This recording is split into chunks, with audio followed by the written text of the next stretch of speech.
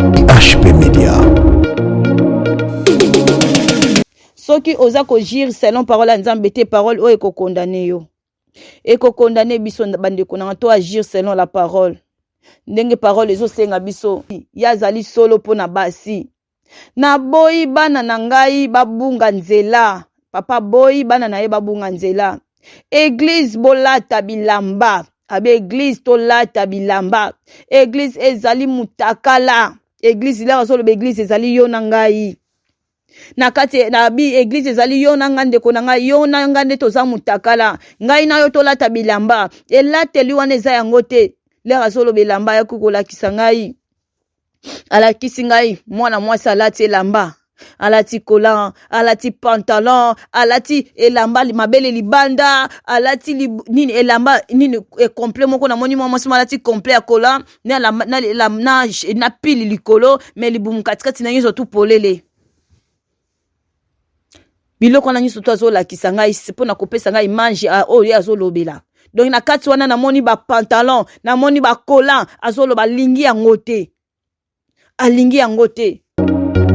HP Media, la chaîne qui vous édifie.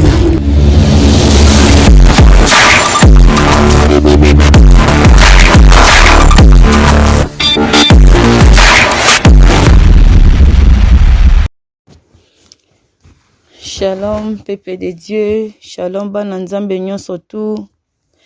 Na pesi bino mbote na kombo na Yesu Masia.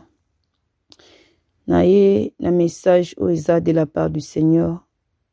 Yango na ye ko partager na bandeko ndenge le Seigneur atindi. Yango na moment oyo tozo senga que le Seigneur ye moko accompagner. Ye moko azala liboso, ye moko azala alpha pe omega ya moment oyo. Tozo bondela na kombo na Yesu. Éternel notre Dieu des armées, tonné tolio poyo samalamu. Mon sang, tout nalola, nous t'adorons parce que yonde les véritables. To kumisio poyo bongwanite notre Dieu, notre Seigneur Jésus-Christ. To pesio merci pour l'occasion yo pesibiso de susu. Pour un moment où yo permettre que dans les cas Seigneur Jésus pour nous transmettre message na yo Yahweh. Sika kombo na yo kumisama, moment où na selo boko na yo. Pambola moko na moko akoyoka, Saint-Esprit sala, Saint-Esprit touché, Saint-Esprit accompagné, ngana mona na te yondo mona na, ngana disparaître yondo sala élevé, yondo touché mitema, car sans yoto koko salelo côté, yondo chanjaka, yondo touchaka, Saint-Esprit sala papa, to bende pesio merci, merci papa, to Seigneur soit contrôle du début jusqu'à la fin, de to bonde na kombo na Yesu, amen. Voilà, bien aimé dans le Seigneur. To le kakate soki toza nango te. Soki papa lobi te moi to le kezate. Soki papa lobi yango nde tozo leka tozo loba oza ainsi du le Seigneur. Papa apesi biso message ya sanctification ya extérieur to se sanctifier to longola biloko ezali ya yete. Bande konanga kokota lola ezali sekite. Kokota lola ezali sekite. Alors nyonso akoma keza na kati ya maloba na ye. To tanga ka maloba po to agir fidèlement. Soki tozo tanga maloba te le muto azo loba ne loko mona onete eza ya sika. O mona onete na za libanda. Or que eza na kati ya maloba, na kati ya parole na ye. Or que eza nde o ya zo senga. To agir fidèlement selon sa parole. Mais soki tozo tanga maloba na ye te eza pasi. Po to agir fidèlement. To bando zala kaka oui oya ya lobi oui oya lobi oui moi to yeba vérité zate. Bible lobi vous connaîtrez la vérité et la vérité vous affranchira. To koyeba vérité kana kati ya kotanga makomi. Mais soki ozo vandisa mozo so atan ya kotanga makomi te eza pasi. Eza pasi bien aimé. Ne sika bazolo ba ya solo te. Yoko banda ko ndimo banda ko dépendre na batu. Or que l'air yozo tanga Bible mo dépendre na mutu eza te bien aimé dans le Seigneur. Papa lobi to longola biloko o ezali ya yete. Biloko nyonso tout tiaka na esprit ya ko rajouter ya ko bâtissa ya lingi yango te za ya yete, za image na yete. Eza image na yete bien aimé dans le Seigneur. Eza image na yete abito longola biloko nyonso tout ozo bâtissa. Tozo bâtissa. Alobi les choses de Jézabel, biloko ya Jézabel to longola yango. to longola yango abi mwasi il faut ayoka mobali na ye azo senga na biso ntake basi to yoka mobali yazo senga biso alobi dépouillement, enlever les choses de Jézabel et d'apprendre l'identité de serviteur. Bien-aimé, alobi to longola biloko nyonso to ezali ya yete ba nyonso to tiaka l'esprit ko bakisa nyonso to ya yete to longola. Alobi azana posa to zonga lokola mwana ndenge abotamaka na libumwa bapara na ye. Mwana botamaka ndenge nini? Est-ce que mwana botamaka matoi batobola? Mwana botamaka matoi batobola te. Nyonso tu toye kozonga na sia mokili oyo. Nyonso tu tozwa mokili oyo ezali ya yete. Nyonso tu biso tozozwa ya mokili tozotia eza ya yete. Ya azana posa to zala ndenge ya zala itatia kibiso bi ndenge mwana botamaka ndenge yazo senga biso to zalela. Ndenge mwana bota makazalaka na nini eloko ni tash nini tozala ndenge ye asaleli biso ndenge ye atinda biso na mokili biloko oyo tozotia tozoya kobaki c'est ça que tozo corriger ye bandeko na ngai tozo corriger ye or que mutu azo corriger maître na ye aza malamu te akokota na bokonza maître na ete parce que ozo corriger déjà ozo corriger que yo yebi te osalaki nga bien te osalaki nga boye te bien aimé zwa makambo sérieux ndeko na nga zwa makambo sérieux ekokanga yo omona no bokonza lola te abi même si ozo prophétiser même si ozo yemba même si ozo sala soki ndenge nini abi okokota te parce que o désobéir na parole na ye o agir fidèlement selon sa parole. Abi, to kotate. Ya des fois biso tozo linga ko se repentir te tozo tala msusu batu ozo tala msusu ndeko wana kuna na longoli te ndenge ni ye kuna longoli te. Bien aimé, la vie chrétienne est individuelle. Vie chrétienne est sa vie à décision. Ce qui lelo yo décider na vie na yo te mutako décider zate. Ce qui lelo yo so dépendre que pasteur na yo ate ya yo na simande olongola ce qui pasteur na yo alobite okolongola te. Bien aimé dans le Seigneur, yeba ke mukolo wana pasteur no te muta sauver yo. Le salut est individuel. Na pasteur na biso nyoso tout ozo dépendre na mutu moko le décider c'est Jésus-Christ de Nazareth notre juge. Yende biso tozo dépendre mais ya kotinda bato alobi ke kende ko yebisa bana nanga boy mais yo so boya ndeko wana alobi nzamba tindi oso boya sidi l'Éternel mozo zela ti mukolombula au pasteur no à côté yango. Bien aimé dans le Seigneur et bon soki pasteur yango te ya ke yo jour yango ya ke église te siko okosala ndenge okozela susu ti jumbula o ya côté ya ndeko na ngai to se repentir.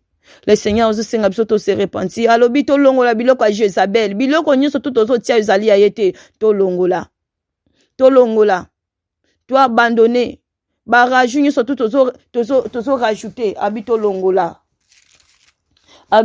tozo tala ngo na livre ya Matthieu tozo bana na livre ya Matthieu bien aimé toza la précédé message eza mulai esengeli na biso to yoka ngo nyonso tu po sunga biso na vie to yeba ndeni ya kotambola ndeni to ko agir to agir fidèlement selon la parole de Dieu to za la précédé ndeko zwa temps ya ko landa vraiment message yo eza mulai mais zwa temps ya olanda ngo papa lobi pharisien aveugle nettoyez premièrement l'intérieur de la coupe et du plat afin que l'extérieur aussi devienne net.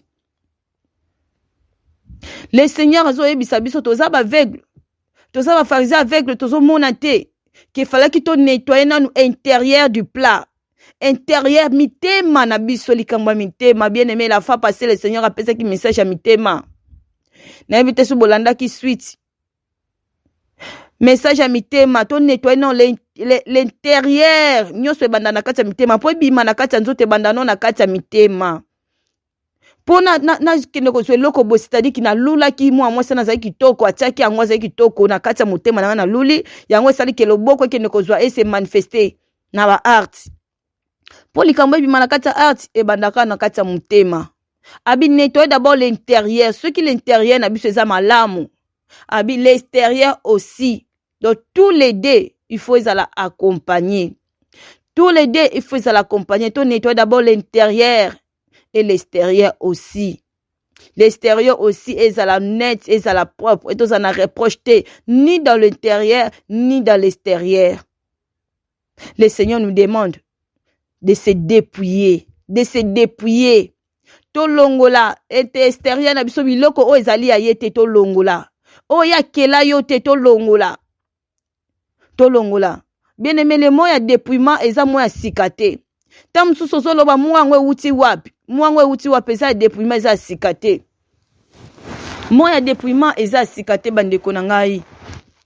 Mot ya dépouillement, eza sikate. Tozo keta yango na Philippiens 2. Totala nanu Jésus-Christ vi na ye moko ezaki na ndenge nini. Bible lobi na Philippiens 2 verset 7. Bible lobi, mais s'est dépouillé lui-même en prenant une forme de serviteur, en devenant semblable aux hommes et ayant paru comme un simple homme. Jésus-Christ est lui-même notre exemple, notre modèle. Ye moko a se dépouillaki. Le mot ya dépouillement soko zoyo kango l'église ite, eza ya sikate. Eza ya sikate. Bien aimé dans le Seigneur. Ye moko notre maître, il s'est dépouillé lui-même. Il s'est dépouillé lui-même, bien aimé dans le Seigneur. En prenant une forme de serviteur. Forme en serviteur à zoa kango ndengenin. En devenant semblable aux hommes. Et apparu comme un simple homme. Bien aimé dans le Seigneur, Jésus-Christ lui-même s'est dépouillé. Atiki kiti na ya bokonzi, atiki gloire na ye, atiki adoration azalaki nango, atiki nyoso tu, biloko malamu nyoso to atikaki bien aimé, atiki yango. Atiki se dépouille longole lamba ya nkembo. Aye. Alati lamba ya serviteur poza na service ya ngai na yo a se dépouiller a longoli honneur na ye a longoli nyoso tu ya zalaki a se dépouiller a comme simple homme. La simplicité lui-même était simple. Lorsque le Seigneur nous demande d'être simple, parce que lui-même notre modèle était simple. Alingi te tozala suki compliqué suki ningeni to sala suki ningeni ye moko alobi tozala simple comme lui-même était simple. Lui-même était simple ndeko na ngai. Alobi alati forme ya serviteur.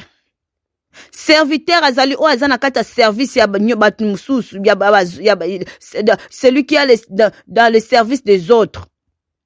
Biso pe sengi toza na kati ya service ya batu parce que atinda ki biso to salela pe baninga to servi batu mususu. Donc il y a zaki serviteur, biso pe faut toza la ba servante, ba serviteur. Bien aimé, le Seigneur lui-même s'est dépouillé. Moi ya dépouillement ta musoso yo kango mingi ezolanda na parce que lui-même s'est dépouillé. Zo tinda biso to loba to se ba yebisa batu ba se dépouillé. Ba longola biloko bazo tia eza ngai te. Ba kokota bokonzi ngai te, ba omona bokonzi ngai te. Bien aimé, kokanga no mutema te. Nzela mususu ezate. Nzela mususu ezate kotala gauche droite te, kotala tende kwana yembaka, azolongola tende kwana te aka, kotala te. Eza likamba décision. Eza likamba décision de konanga. Jésus-Christ lui-même s'est dépouillé. Na witi bibelobi. Il s'est humilié lui-même. Il s'est rendu obéissant jusqu'à la mort. Lui-même s'est humilié. L'humilité précède la gloire. Oya mikiti sakande batombolaka. Bako tombola ondenge ni sugi yo moko mikiti site. Azo senga tozala humble. Simple. Humble. Obéissant. Toto samaloba oya azo tindela yo. Awa lingi yo ndeko nanga lingi yo. Notre Dieu il pleure. Il pleure jour et nuit à cause ya makambo tozo sala. Abi yango bano bazo mona to bazo mona te. Est-ce que bazo yeba li yango bazo kende to bazo kende te. Albi botanga kina makomi na ngai te. Ke place yango lié sango eza na ni ride. Ni eloko salite za kuna te. Alobi na ebisa ki binote ki naza merveille ya cristal. Ye pa na ye transparent na transparent. Pembe na pembe. Tache zate. Y a même pas une tache. Tache zate, ride zate, blanc na blanc, merveille na merveille. Cristal na cristal. Bien-aimé dans le Seigneur. Abi est-ce que bozo yeba plan liango bozo kene to bozo yeba nani yango o bozo kene kokuta na ye. Bien-aimé, to kanza tende to vandi boye kaka le Seigneur a lelo lobi to kei eza bongo te bokonza likolo eza pasi eza facilité yango azolo bana biso oya ko persévérer jusqu'à la fin, c'est lui qui sera sauvé. Yo moko mitalo zo persévérer na nini? Ozo persévérer na nini soki biloko mokili ote? Soki ba problème mokili ote? Est-ce que makambo nzambo za ko persévérer? Ndeko nanga to sala attention. Vu que tezali sekité. Kolanda te ko dépendre mukolo tamsu ndeko na oyo zo zela changer. Mukolo ya ko bongwa na yo zala na yo te. Yo ko mona pe yete. Tamsu zo tala ba video ya kala. Tamsu zo tala manje ya kala. Nzoka ye sa changer mais yo yebite. Yo yebite. Mutako sabiso te. Tozo tala nani vie apôtre Paul. Bible lobi apôtre Paul pour landa Jésus-Christ. Qu'est-ce qu'il a fait? Il a fait, la Bible dit, il a dit que, mais ces choses qui étaient pour moi, dans Philippiens chapitre 3, Philippiens chapitre 3, dans le verset 7 à 8, Bible lobi, mais ce sont ces choses qui étaient pour moi des grains. Je les ai regardées comme une perte à cause de Christ.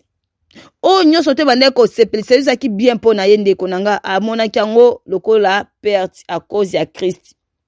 Et même je regardais toutes choses comme une perte à cause de l'excellence de la connaissance de Jésus-Christ, mon Seigneur, pour lequel j'ai renoncé à tout et je l'ai regardé comme de la boue afin de gagner Christ. Il a renoncé. Renoncement. Nous devons renoncer à toutes choses. Nous devons renoncer à toutes choses. À toutes choses bien-aimées dans le Seigneur. Nous devons renoncer. Alors, j'ai regardé comme de la boue. À mon yango lokola poto, à mon yango salité. Apôtre Paul à lobby. J'ai regardé comme de la boue, comme de la perte. Pour gagner Christ. Okoyeko gagner Christ était. Okangamana biloko na yo. Ce qui totali vie. Yaba disciple. Matthieu a abandonnaki. Pierre, l'air azwa ki ba mbisi. Na mbisi angwa liya ki ango kutute. Akene na kote kango te pa asale suki nini. Atika ki nyonso. Ba mbisi wana banda bota mana azwa ango te. Mais mukolo wana abandonnaki ango. Pour na Christ, pour alanda Christ. Il avait compris cet homme. Il a la vie.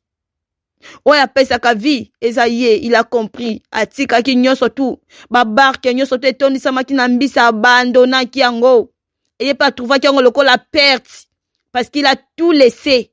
Il a tout laissé. Abina landa Yesu. Apôtre Paul a abandonna ki. Matthieu a abandonna ki. So tali ba vie ba disciple nyoso tu ba abandonna ki batika ki nyoso tu. Ndeko nanga le Seigneur te dit kokanga mutema te. Eza pona vie na yo. Eza pona âme na yo ndeko nanga. Eza pona âme na yo to abandonner biloko ane ko kende de biso en parte. E ko tia biso eloko te. Alobi to longola nini? Ba cheveux o tozo rajouter. Ya sala on a cheveux na yo normal. Yo zu ba cheveux zo rajouter. Ozo loba non, ta muso esa kabel te esa na ka cheveux synthétique ndeko nanga mutako sa yo te. Mutako sa yo te. Ko rajouter biloko wana te ko tiango lisusu te. Ba boucle d'oreille longola yango nzamba tobola matoi te. Toye kokuta ona sa mokili o ba kutimi na biso ke mwana mwasi soka bota mifaza atobola matoi. Kotoba matoi to eza esclavagisme. Donc photo longola biloko kotobola matoi o eza ya nzambe te. Basil tozo tia nzamba salo de na basili na yo ayeba ki pourquoi. Mais pourquoi yo kende ko rajouter, c'est-à-dire que oh le Seigneur t'a mis eza bonté. Ba sourcil ko bongisa ko bakisa ba crayon ndeko na ngai.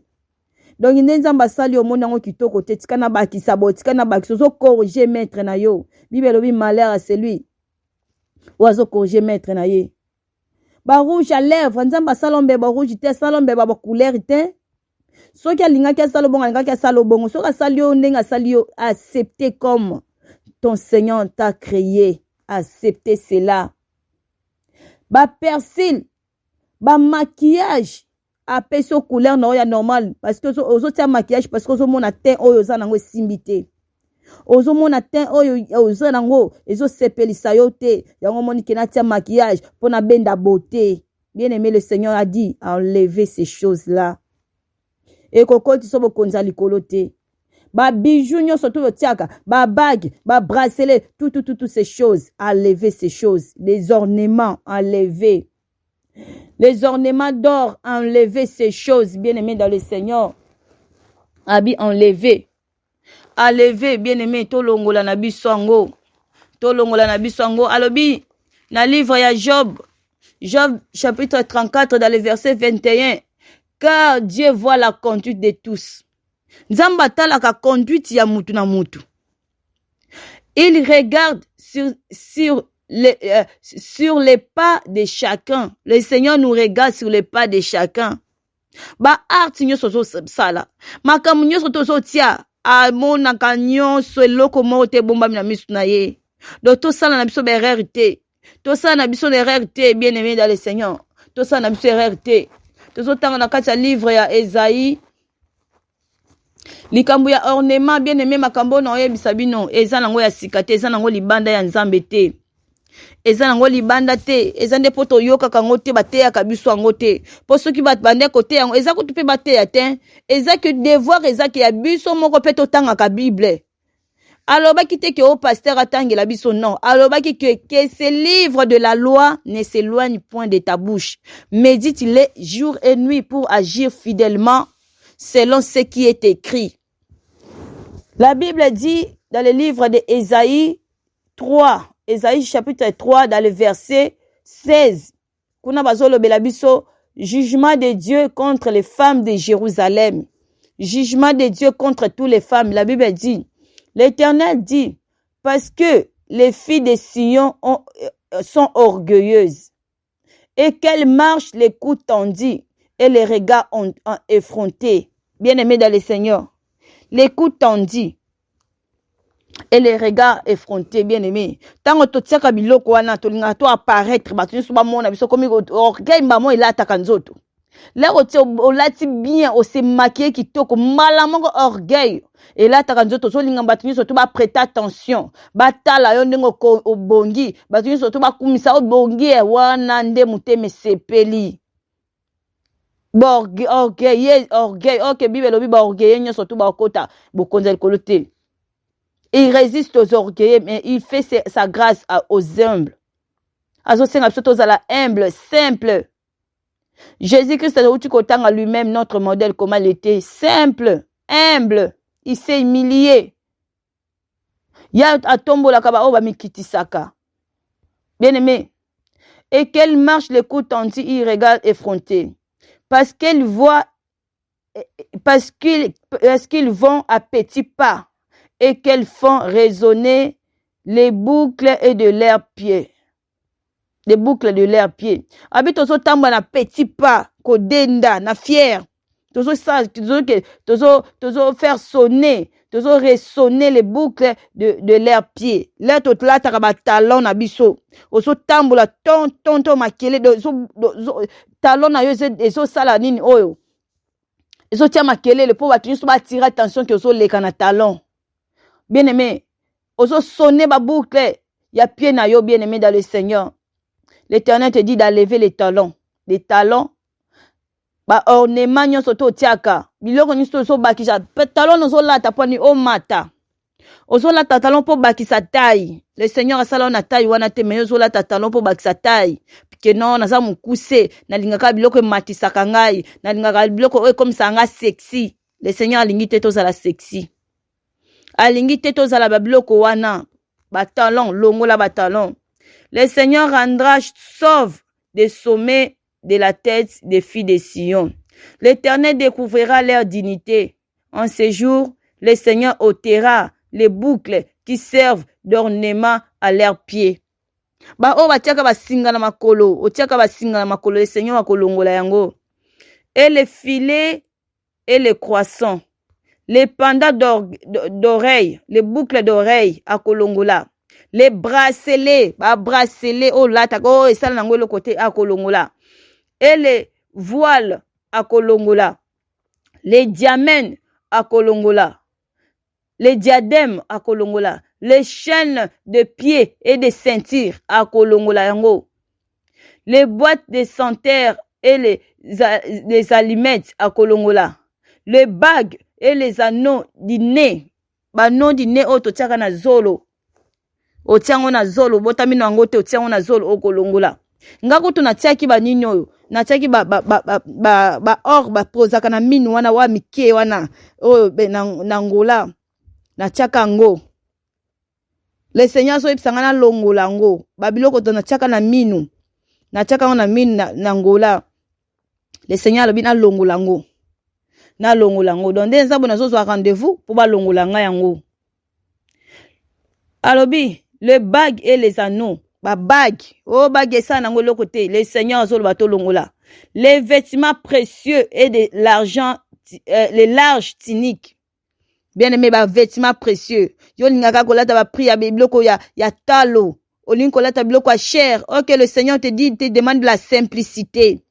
To lata na kata simplicité. To za la simple. Kolata na biso attirer regard ya batute. Kolata na biso attirer batute tinda batu ba yiba te. Et tinda batu ba landa yo te. Mais nini oyo. Et là na biso za la simple. Les manteaux et les gibissières. Les miroirs et les chemises fines, les turbans et surtout les gars au milieu du parfait. Bien aimé, on va continuer. Tosuki kawana, tosuki no bakaka na nini oyo, na 22, les vêtements précieux. Bien aimé, le Seigneur Zosenga, to longola yango. Kokanga mutema te parce que sa parole ya Nzambe. Soki oza ko jire selon parole ya Nzambe te parole oyo ko condamner yo. Et ko condamner biso bande konanga to agir selon la parole. Ndenge parole ezo senga biso. Suite au tangi na livre ya Genèse 1 dans le verset 26. Genèse chapitre 1 verset 26 Bible ezolo bana biso. Nzamba sali biso na elilingi na ye. Biloko obiso tozo tia eza image na ye te. Eza image na ye te tozo zwa image ya mutu mususu. Eza image na ye te tozo corriger ye. Bible dit, puis Dieu dit, faisons l'homme à notre image, selon notre ressemblance, et qu'il domine sur les poissons de la mer, sur les oiseaux du ciel, sur les bétails, sur toute la terre, et sur tous les reptiles qui rampent sur la terre. Dieu créa l'homme à son image. Il les créa à l'image de Dieu. Il créa l'homme et la femme. Donc l'homme et la femme, toza image ya Nzambe. Toza image ya Nzambe. Nzambe akela biso na image na ye l'homme et la femme. Siko yo femme oyo zo rajouter l'homme a rajouter ke loko te atiaka la muso ba produit pour a éclairci po mais pour produit wana pesa mabe. Ba produit wana eza mabe ko rajouter pour na éclairci po na yo Nzambe pesa po noir olingo koma pembe okoma komi telisa. Eza ba mibali muso pe ba koma ko tia maquillage. Bande ko to se repentir. Toi abandonner. Asala biso na image na ye. Asala biso na image na ye bien aimé dans le Seigneur. Là tozo tia biloko na tozo longwa na image na ye, tozo kende ko s'incarner na image ya mutu mususu. Le Seigneur alobi na 31, na 1 kara toujours na 31, Dieu a dit, Dieu vit tout ce qu'il avait fait et voici, cela était très bon. Akeli mutu ne lingi na ya mona ngo c'était très bon. Couleur akela ki amona ki c'était très bon. Et longa salela ki amona ki c'était très bon. Munoko couleur na yo ya munoko ya misusu ki salela ki amona ki c'était très bon. Tozane loko to ko corriger yete. Tozane loko to ko corriger yete parce que tozo rajouter ça que tozo corriger le Seigneur ne veut pas, il les refuse. Alingite ndeko nanga soki oyoki voix Nzambe nga zoloba okokate. To mona ngozali sekite. Abi vous jouez. Abi tozo saka na pona nkota lola tozo saka to mona ngoma seki tozo jouer. To kanisa tene to vandi bo lelo enlèvement to yika sonnette pan. To yika ka ba sonner kaka. Yeba ndeko nanga soko za prêter olongola biloko te bosana. Bosana c'est sûr et certain parce que c'est lui-même qui a dit.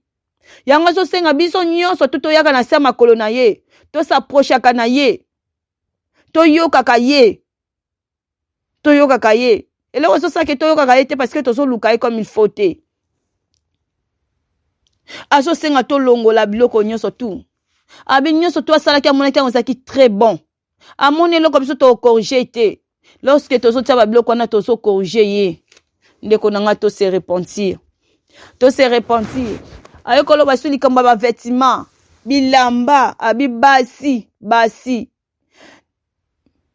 nazali solo po na basi yazali solo po na basi na boyi bana na ngai babunga nzela papa boyi bana na ye babunga nzela église bolata bilamba abe église tolata bilamba église ezali mutakala église lelo solo église ezali yo na ngai na kati na bi église ezali yo na ngande ko na ngai yo na ngande toza mutakala ngai na yo tolata bilamba elateli wana eza yango te lelo solo bilamba ya kukolakisa ngai alakisi ngai mwana mwasi alati elamba alati kolan alati pantalon alati elamba mabele libanda alati nini elamba nini complet moko na moni mwasi alati complet ya kolan na pili likolo mais libumu katikati na nyonso tu polele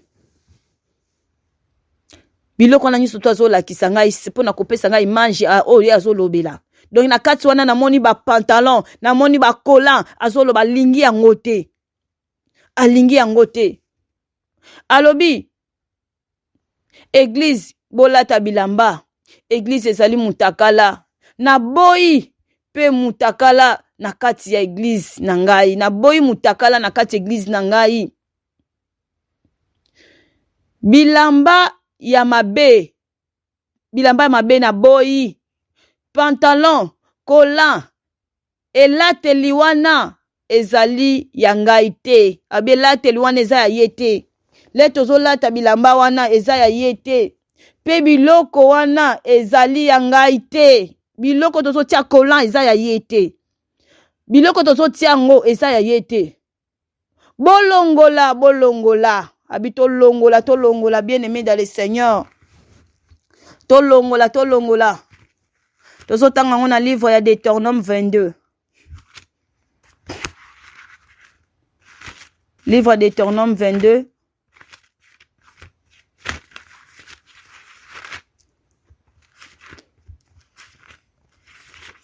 Deutéronome chapitre 22 dans le verset 5 la Bible nous dit une femme ne portera point un habillement d'homme et un homme ne mettra point de vêtements de femme car quiconque fait ces choses est abomination à l'Éternel ton Dieu.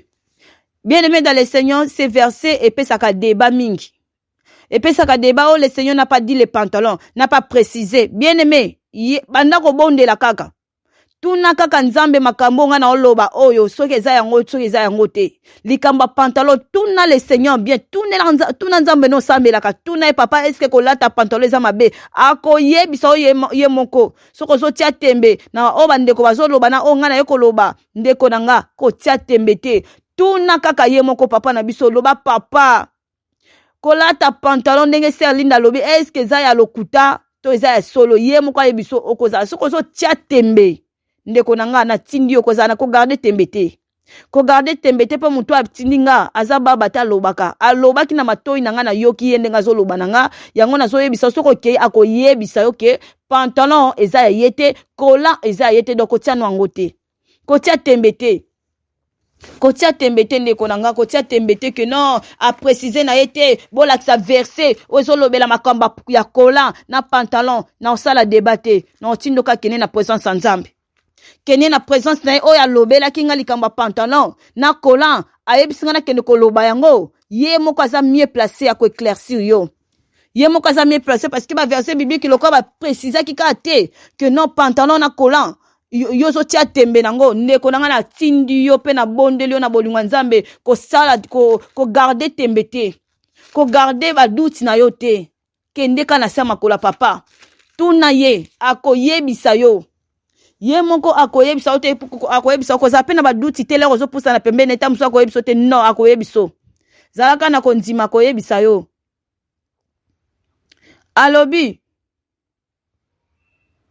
na livre ya nini ya Romains chapitre 12 dans le verset 1 alobi Je vous exhorte donc, frères, par les compassions de Dieu, à offrir vos corps comme un sacrifice vivant. Habite offrir corps n'habite comme un sacrifice.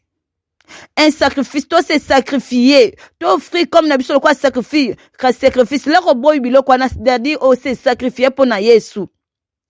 Au boy bilo comme okili oh c'est sacrifié pour na Yesu. Alingi toi offrir corps n'habite le kola oh sacrifice vivant. Saint et agréable à Dieu. Saint. Corps n'habite faisait la saint. C'est-à-dire toi zolo ba saint ça n'a ni tâche ni ride ni rajout. Et tu aurais rajouter l'autre côté. Ce qui sera de votre part un culte raisonnable. Donc raisonnable, tout ça culte raisonnable, bien aimé. To longa biloko wana. Chapitre 2, Romains 12, verset 1 à 2, Bible lobi. Ne vous conformez pas au siècle présent. Ne vous conformez pas au siècle présent, mais soyez transformés par les renouvellements de l'intelligence, afin que vous discerniez quelle est la volonté de Dieu et ce qui est bon, agréable et parfait. Bien aimé, ça likamba raisonnement. Likamba pantalon, ça likamba ya raisonnement, ça likamba ya ko réfléchir. Ya ko réfléchir. Alors bien, tu renouveler notre intelligence. Tous ces conformités au siècle présent. Siècle présent, oh, toza nango bato nyonso tu basola ta pantalon, basola ta collant, oh malili, oh ba raison wana mukolo ngo bien aimé, oh luka place au pesango. Au pesa kutu raison te que oh papa malili ezalaki mukolo wana. Akolo bana yo que ezaki na bana nanga pe bazali kuna malili ezalaki metande balataki. Talande balataki bakufa pété. Bien-aimés dans le Seigneur. Alors oui, ne se conformez pas au siècle présent, mais soyez transformés par les renouvellements de l'intelligence, afin que vous discerniez quelle est la volonté de Dieu. Discernement, ma sœur, discernement. Discerner quelle est la volonté de ton Dieu. Qu'est-ce que le Seigneur te demande à faire, ma sœur, mon frère? Quelle est la volonté de Dieu? Pour toi, pour ta vie, quelle est la volonté de Dieu? Qu'est-ce que ton Dieu te demande à faire? Qu'est-ce que le Seigneur te dit à faire? Quelle est la volonté de Dieu pour toi? Demande, cherche à connaître quelle est la volonté de Dieu. En fait, que la volonté de Dieu, ce qui est bon. Ce qui est bon pour Dieu, c'est quoi? Ce qui est bon pour toi, c'est de mettre des pantalons. Ce qui est bon pour toi, c'est de mettre des choses de Jézabel. Ce qui est bon pour toi, c'est de se paraître, de omis sepelissa. Ce qui est bon pour toi, c'est ça. Bien-aimé, pose-toi la question. Cherche à connaître ce qui est la volonté de Dieu. Et discerner peu ma message, discerner la parole de Dieu. Discerner biloko zolata. Même ma réflexion. Habito se conformer au siècle présent. Biloko il y a siècle présent. Tout ça qu'on se conformer nango. Habito se conformer nango te. Habito se conformer te. Bien aimé na osuka na awa. Après tozo sa la suite. Tozo sa la suite pour na message ezamulayi pour na compliqué bisote. Tozo sa la suite bien aimé. So yoki mungonga nzambe ko kanga mutema te. Le Seigneur est devant ta porte de ton cœur. Il frappe. Il a dit je frappe dans le livre de l'Apocalypse. Je frappe si quelqu'un entend ma voix. N'endurcissez pas ton cœur, ouvre ton cœur. Je rentrerai, je soupirerai avec toi. Le Seigneur frappe dans ton cœur, ma sœur.